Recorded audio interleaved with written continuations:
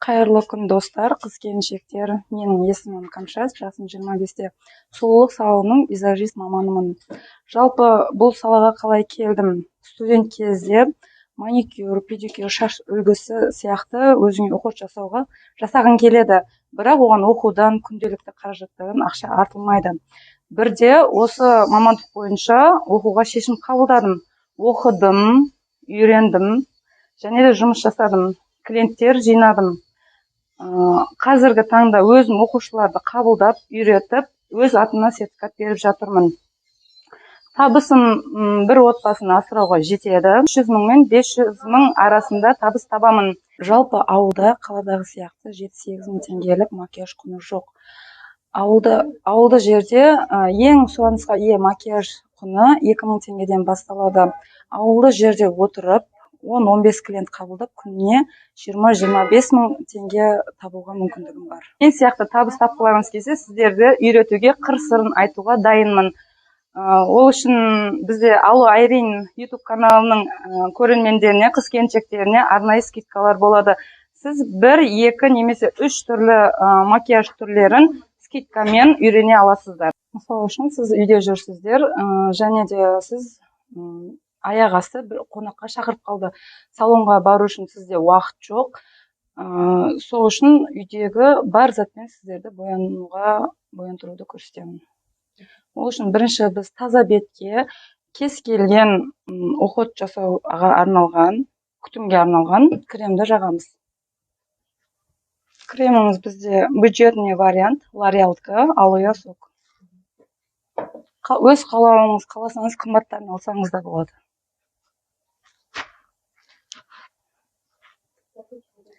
Екі қолымызбен, таза жуылған қолымызбен беттің барлық жеріне жағып, массаж арқылы жағып сіңдіреміз кремді.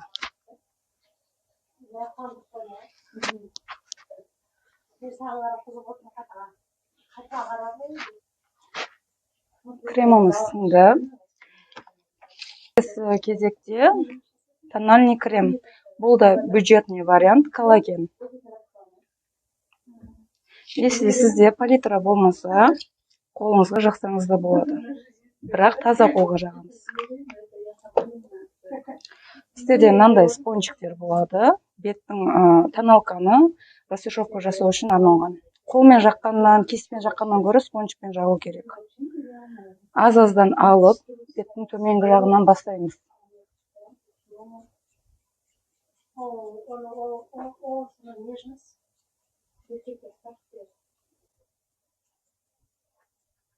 Беттің керекті барлық жеріне жағып шығамыз.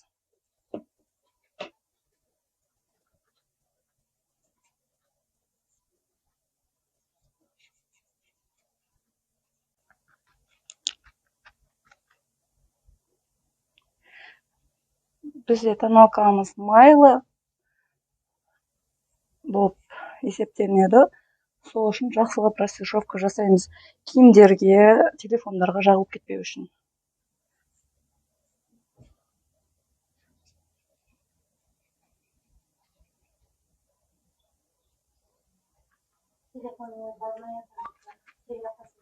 Құлақтың аттарымен мойындарға да растушевка жасаймыз.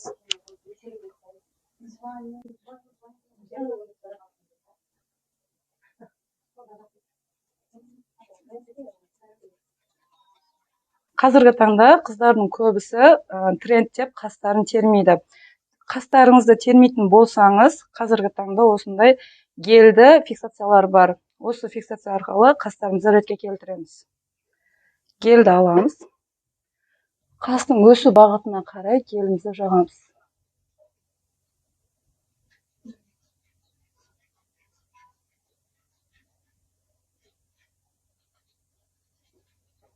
Көрсеңіздер болады екен разницасын.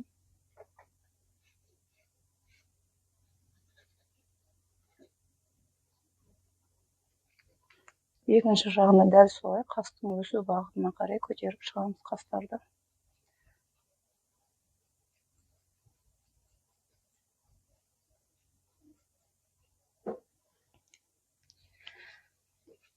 Кішкене күткенін 1-2 минут күтеміз. Келесі кезекте бізде скульптор деп айтылады. Сіздер скульптура алған кезіңізде осындай вариантты алсаңыз болады. Ішінде хайлайтері, пудрасы және бронзаторы болады. Біз скульптураны аламыз. Керек еместерін лишний қақып тастаймыз. Асығып тұрған кезімізде көп жағылып кетуі мүмкін. Сол үшін керек еместерін қақып тастаймыз. Және де бояуды бастаймыз.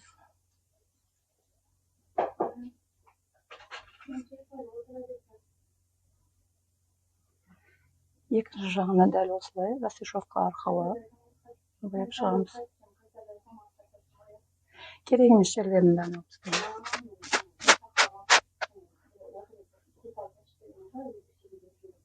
Және де кистаға қалғанымен мұрнымызға қыр шығарамыз. Если сізге кист үлкендік болып қиындық тудырып жатса, екі қолымызды аламыз, екі саусағымызды өзіміздің мұрнымыздағы сүйегіміз бойынша жасаймыз.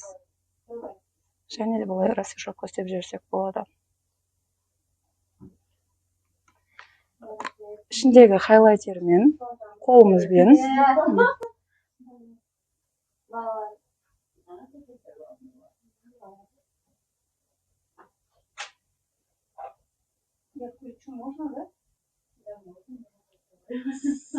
және де осы хайлайтермен көзімізге жақсы болады. Тень ретінде жүреді. Кистіңіз болса, кистпен қолдануға болады, болмаса қолымыздың күшімен, саусақтарымыздың күшімен жасаймыз. Өзіңізге керекті жерлерге жағамыз. Хайлайтер бізге бетімізді свежий қылып көрсетеді. Мен өзім қасымда термеймін. Қасымда термеген үшін фиксациямен қолдандым, ал кірпікке жабыстырмаймын. Қазіргі таңда кірпікке жабыстыру қазір модада емес. Өзіңіздің кірпігіңіз болса, осылай хайлайтермен тең жақсаңыз болады. Кірпігіңіз болса, оны жақпай қойсаңыз да болады. Енді кезекте карандаш. Карандашпен полный ерніміздің контурын шығарып аламыз.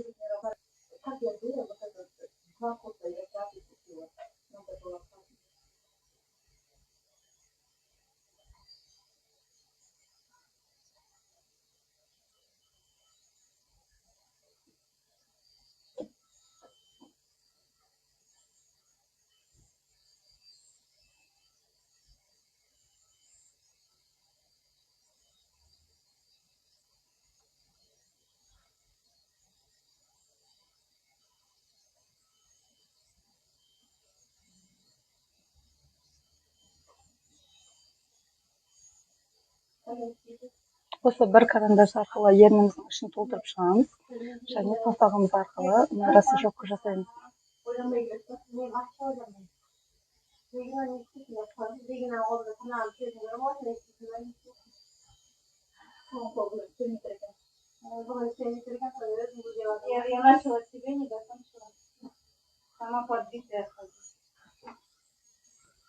Осымен асығып тұрған кездегі 5 минуттағы макияжымыз дайын.